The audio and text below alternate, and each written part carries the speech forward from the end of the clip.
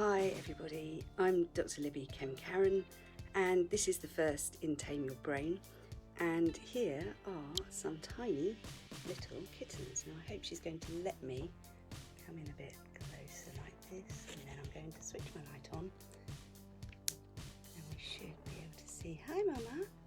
So this is Queenie, and hopefully you should be able to see she's got 5 little babies that popped out yesterday.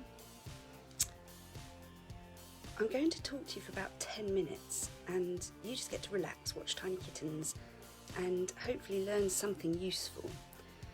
I'm a specialist in human behaviour, and why people do what they do fascinates me.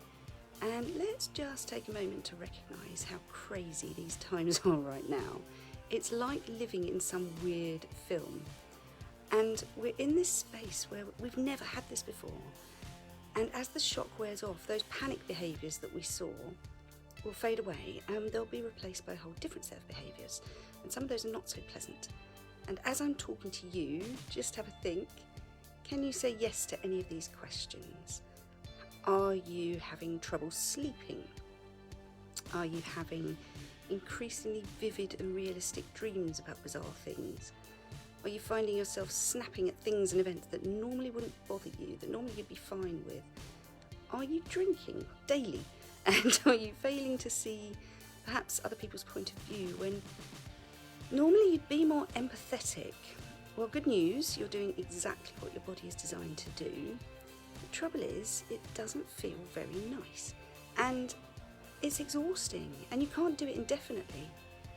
And so we're at this stage where we need to make some changes. I'm going to be sharing the neuropsychology of the why this is happening to you, because my experience is, as a trainer of teams, and I train leadership teams, I coach individuals one-to-one, when we know better, we can feel better, and then we can do better. I'm a flow consultant, so I'm zooming in always on what makes you stuck, what are your blocks to flow, that if we removed them, life just feels better. And let's be really upfront here, we're probably not feeling very good if you can say yes to any 2 of those things that I just listed above. And people are slipping into either over-regulating their emotions, so locking down, feeling numb, or under-regulating them when they're perhaps flaring up at people, flying off the handle, getting really cross. Because we're in such crazy times. We're in a place where our partners, our children are around us way more than ever before. We've never had things so different than they are now. Do you remember that time when we used to be able to fly somewhere for a business meeting or a city break?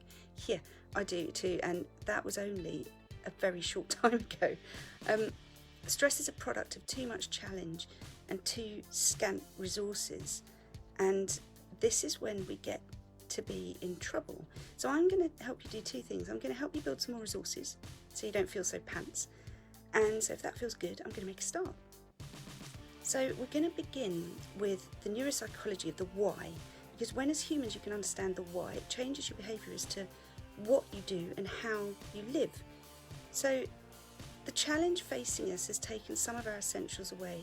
If you're familiar with Maslow's hierarchy of needs, there's a pyramid which is literally what we need, what we must have.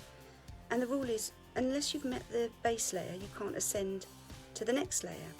And guess what? We're having needs knocked out of us one by one, and we keep sliding, because if you slide backwards down a layer, it's almost like snakes and ladders, you have to go back to the beginning. I'm just going to do a slightly better position there so we can see their little faces. I hope they'll show us their little heads in a minute. Hello Mum. Good Mama. So the first human need, I'm gonna use the fact I've got 5 kittens here and a mummy, and I'm gonna hopefully get one out to represent each need so we can have a closer poke if she'll let me. Our first human need is certainty. We need certainty. If you imagine the ceiling is falling in, would you still be sitting like you're sitting right now? If you imagine the floor is falling from under you, would you walk so confidently? No, because you'd be physically reacting. You know, if the ceiling starts to creak and the dust starts coming down, you throw your knees. These are things we must have. And so everyone is reacting and doing the very best they can with what they've got. But if you understand that a lot of things have been taken away from us, if you think about how we're working and how our children are around us, and look at where we've lost this certainty. And if you look at my YouTube channel, I'd literally just recorded my first vlog of, okay everyone, get on a plane and go and rediscover your purpose by taking a short break. And the irony is not lost on me that I was doing that from Venice on February the 10th, just 1 week prior to their crisis and lockdown. So when we lose certainty, we're threatened at a real base level, and the limbic system in your brain is triggered, and you get flooded with the fight or flight hormones. And we're having this happen on a regular basis, and we can't help but be reactive to that. And so when you think about something so basic as how you work, how you eat, where your children are, how much time you're spending in the house with your partner, all of that normalcy is being threatened. So what's the answer to that? Well, here's the thing. We're dealing with a loss of certainty in how long this is going on for, how do I make money, what do I look like, and that threatens our identity. So these are big challenges to us. And what we must understand is that any time the human brain is challenged, the first bit that responds is the bit that's designed to make us survive. It's not necessarily the bit to make us thrive, and that's a massive difference. And when I work with people, when we try and get them into thriving behaviours rather than just survival or that striving behaviour, which is sometimes even harder when everything feels just so difficult, as soon as we can move them behaviourally, everything changes. So we have to make a choice, we have to take practical action. And so around certainty, if you think about taking care of your emotional health as much as you do your physical health, we're doing social distancing, but if we could think of it as physical distancing instead and still take care of your emotional need to have certainty about when you can talk to someone, when you can see them again. And we'll try to build in this little series of bite-sized chunks of only a couple of minutes a day, just a better feeling of control, and trying to accept these feelings of heightened stress and anxiety and worry as being normal and natural reaction to a crisis, and they're temporary, and they're bearable, and they're not permanent, and they're not nice, but we will somehow come through it on the other side.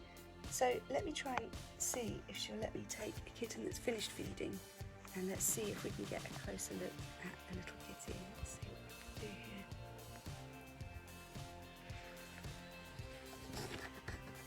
do here. I know.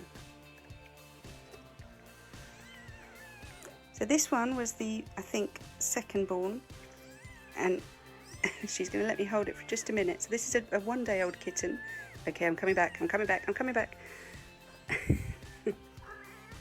Yeah, very good, Mama.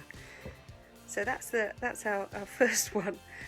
What I'm going to do is try and get some pictures of them tonight and post those as well, if any of you have got kids that are interested, and then we'll be able to watch them as they get bigger and more strong and more capable and more fun. And in terms of what they can do, we'll try and fit in a little bit of the growing up in video form as well. So I hope that's been a useful start, and I'm going to be back here every day, roughly 5 o'clock, as close as I can make it, and we'll post this on a little ongoing basis to try and keep us all a bit more sane and not drink quite so much gin. So thanks for watching. I hope you're all well, and I'll see you soon.